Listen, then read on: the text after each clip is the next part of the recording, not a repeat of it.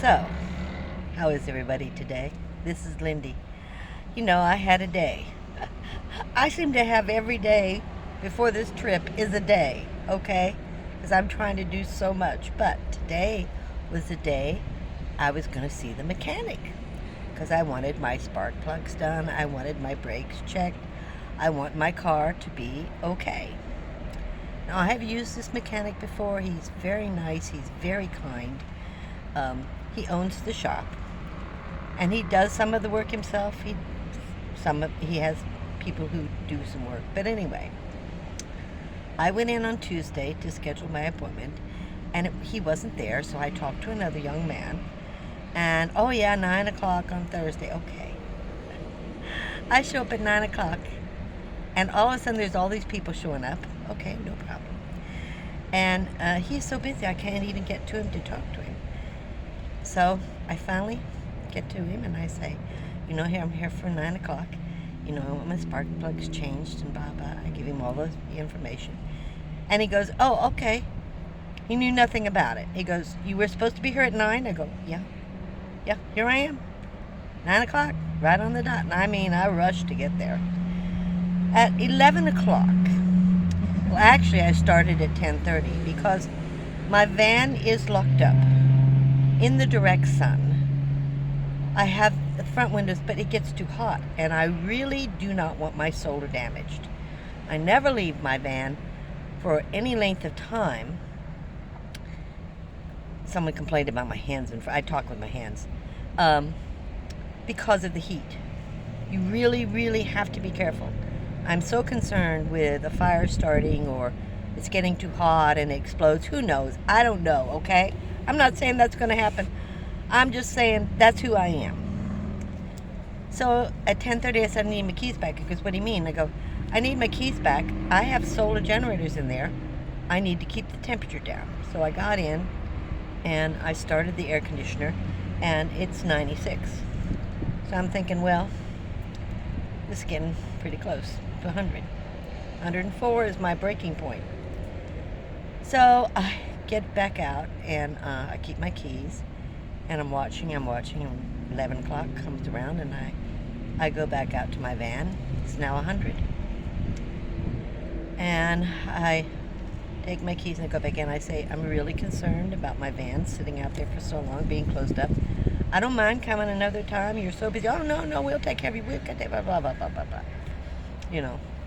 It was a big chunk of money. So, I'm sure he didn't want to lose it.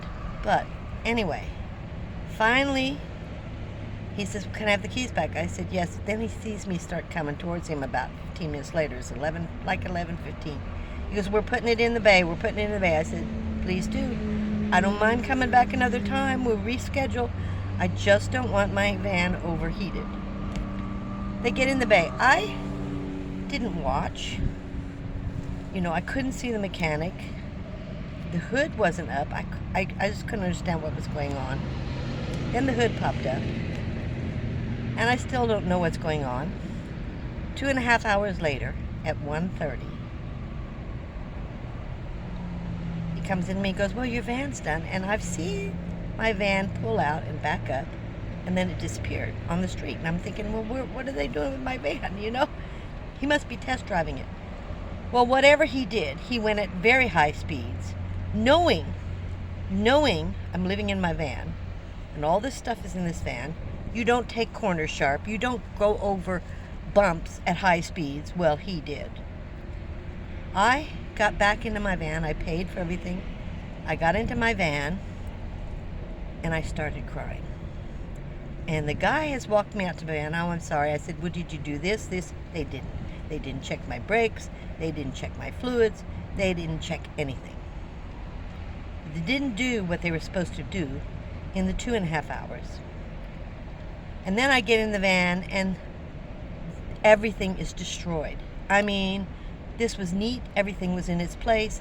I looked in my van, and I just started crying. It was a mess. He had moved everything from the front and thrown it, just literally thrown it. He had taken some kind of a bump, and I have 200 pounds on this one rack I just built and put in here. And thank goodness I stabilized it enough. But It was cattywampus. The refrigerator, I had 2 bungee cords on it. It had bumped up, knocked the bungee cords off, was on the floor. Everything was everywhere except for my solar, which was on this rack.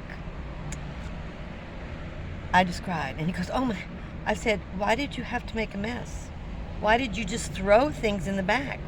He goes, well, we had to get to the box in the front. And I said, then why didn't someone tell me so I could have made sure it was clean? I said, I have to spend a couple of hours cleaning this up in the heat. I said, it's 1:30. It's almost 100 degrees. You know, oh, we're so sorry. We're so sorry. So I drove away. I hadn't eaten, so I was very emotional. I don't normally cry at anything, but I had not eaten all day. I just thought this was going to take a couple hours, and then Marley and I'd buy something on the way to the park. So I finally quit crying. I was so upset. And I go and I get something to eat, and I eat, and as I'm eating, I start cleaning up, and I'm putting things back, and I find some tools. So this jerk mechanic, not the owner, left his tools back there, and they're quite expensive. And I'm not even going to tell you some of the story, because some of it's not nice. But something was missing out of my van. And they did give me money for it, and they did know he took it. But it wasn't an expensive item, but I recognized it was gone immediately. And so I took the tools back. And I said, here's your tools. They're quite expensive. Much more expensive than the item that disappeared. It was an unimportant item. I searched this van everywhere. I had to move all the racks, all the shelving before I went back. I moved everything, looked under the seat, went through everything, not once, but twice, and couldn't find this item. And I went in and I said, I'm missing such and such. The owner immediately went into his wallet, pulled out money, and said this should cover it. And I said, I'm not trying to accuse you of anything. He goes, no, here's the money for that. Pretty interesting. I don't know what's going on there. I had never seen this mechanic before. So the owner was, right up front. I think the guy bragged about it, a minor little thing. I don't know what he was thinking, but I think the owner already knew. But he didn't know he'd left all these tools inside my van, and they were quite expensive. So that was my day. I went to the park and I cried on Marley's shoulder. I said, I have to calm down. Something easier I have to have an easy day. Tomorrow is Friday. I am not doing anything. I'm not getting anything planned. I might go to my son's. Of course, I can't leave the van out, so I know I'm going to my son's on Saturday because he's going to help me with some stuff. I want to take a shower, wash my hair, do my clothes, yada, yada, yada, But he's going to help me with some stuff as I'm trying to get ready for my trip, and I want to put the air conditioner in here. That's still got to go in. And everything's set up for the kids to watch Marley. So I'm looking forward to this trip and the escape from all this nonsense. I mean, nonsense. And I never cry. I was so emotional. The food helped a little bit, but I was so emotional over this. I'm like, I've had such a bad week, such a horrendous week. So I think it's over. This happens in threes. This was Thursday. This was day 4. Nothing else is happening. I'm telling you, nothing else is happening. I'm having a good day on Friday. I'll talk to you next time. Just thought I'd tell you about my day. But I want to do a video because I want you guys to help me set up a network of some kind for people like us who are in need or who need help, or I'm not sure what it should be set up for. I'm going to talk to some experts on my trip. I want some way for all of us to reach out and help each other. If we're in the same state, if we're in the same city, and somebody needs, maybe a place for the night or just something, for all of us to become friends and help each other. I just thought I'd talk about that because I am going to be doing something on that, some kind of a networking thing. I want to do that, but I need your help to do it.